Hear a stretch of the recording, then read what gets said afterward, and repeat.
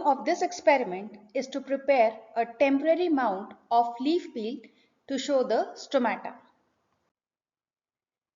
The material required for carrying out this experiment is: you will need a leaf of Tradescantia or balsam, a slide, some cover slips, forceps, needles, cotton cloth, a brush, filter paper, a watch glass, a blade, dropper, some glycerine, safranin stain, and a compound microscope to observe the slide that we have prepared.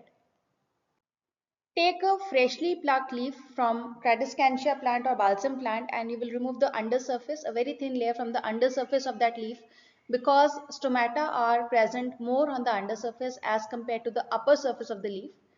We will place that small piece that we have taken from the leaf into a small little petri dish which already has water in it, so that the leaf stays moist and hydrated. After that, we will transfer the leaf to a watch glass and we will put some safranin stain on it so that the cell walls, they acquire that color, and when we see it under a microscope, the parts are easily visible. After putting it in the stain, we will wash it again with water and then transfer the piece of leaf onto a slide. We will place a drop of glycerine on the leaf and then gently slide a cover slip over it. We will remove whatever extra glycerine is there with the help of a filter paper or blotting sheet, and then the slide is ready to be observed under a microscope. So when we will observe the slide under a microscope, this is something what we will see. If the stomata are open, you will see the stomatal apertures and these two kidney-shaped guard cells.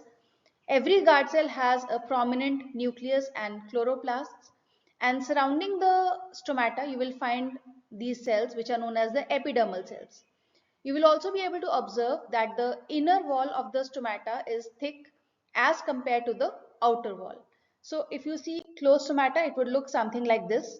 In this case, the stomatal aperture would be comparatively narrow as compared to the previous view in which we saw how the stomata looked like when they were open.